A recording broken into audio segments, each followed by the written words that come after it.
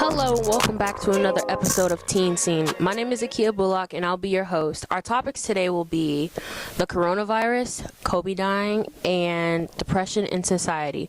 So I just want to start off with a few facts.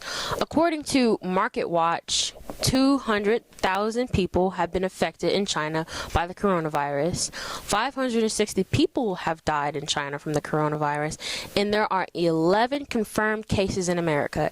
Now, hearing those facts, what do you have to say about that, Kamarion?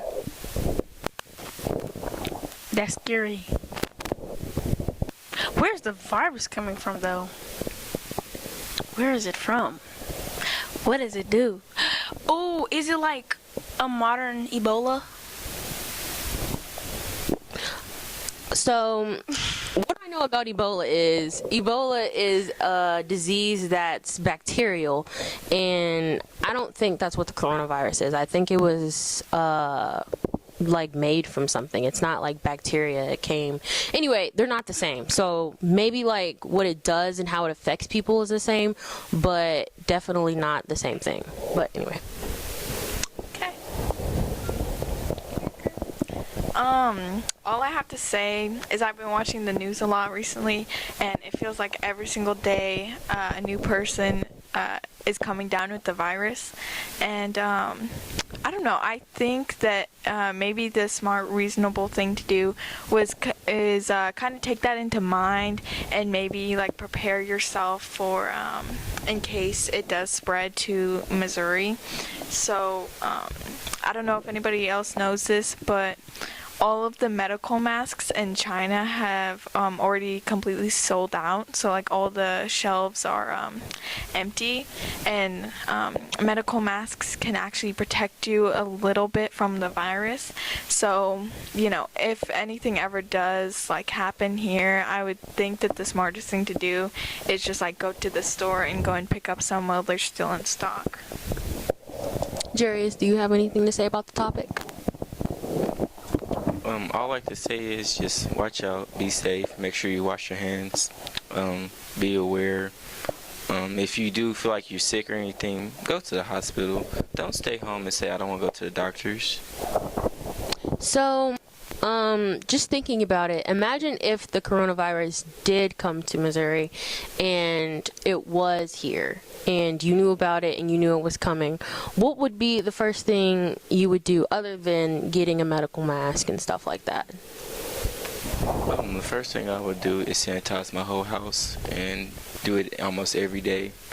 And probably don't let nobody come in the house for real. We're praying to Jesus. Praying to Jesus. Do you have anything else to say, Bianca?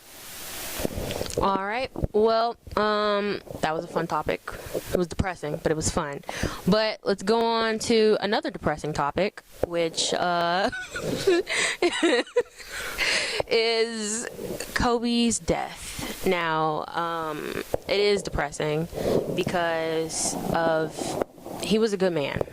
So I didn't know him personally, of course, but I'm not the biggest fan of basketball. But I do know he was a good man because he loved his wife, he gave back to the community, he loved his daughters, and it is so sad to see someone like that go.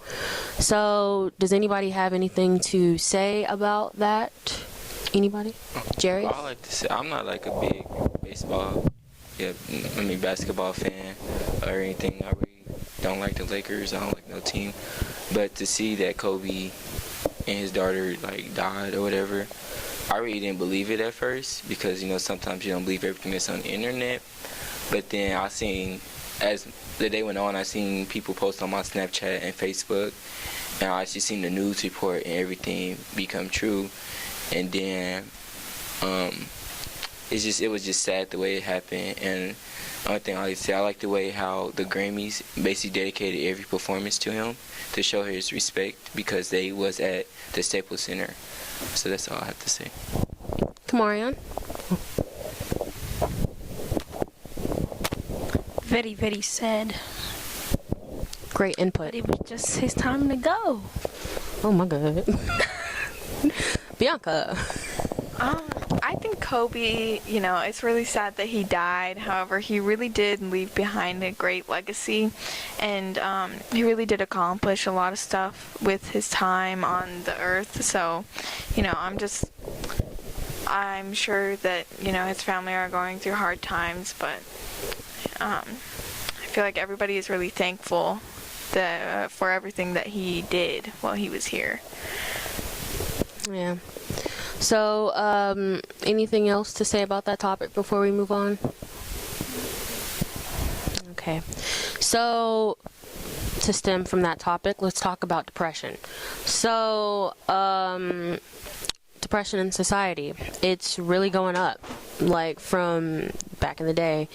And that is sad, seeing as we are the future. And if we are making depression go up, I wonder how it's going to be in the future for future generations, like our kids and our grandkids' kids and all that stuff like that. So, does anybody here have anything to say about that? A lot of people are depressed now because of school, work, money, or like being influenced by the internet and stuff. And I wouldn't ever say that I was depressed from school, but it's stressful and it can become a bit much. So, you think stress is the number one cause of depression in schools? it can be. What do you think, other than like getting counselors and stuff, what do you think schools can do to help kids not be as depressed or be depressed at all? Maybe like help them like get their work done on time and stuff like that, or like whenever they go on field trips, kids miss a lot of work, so when they come back they have to make up the work. And if the work is like has a certain due date, kids get nervous or upset about turning it in on time because you won't get your full points for it, stuff like that. So show a little grace. Anybody else have anything to say?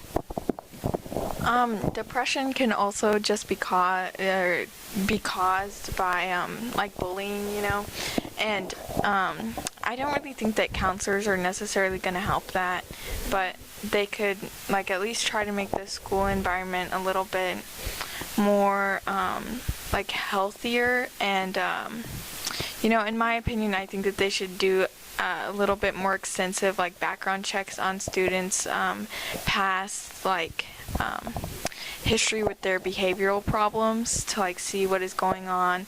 And I know that they say that they have a zero tolerance bullying thing here, but I don't really know if that's the case, because a lot of bullying does go unnoticed, and that is really the cause and spread of a lot of depression with young kids in school. So a lot of bullying goes unnoticed. Is that because the schools aren't doing enough to get involved, or is it because kids are too afraid to speak up?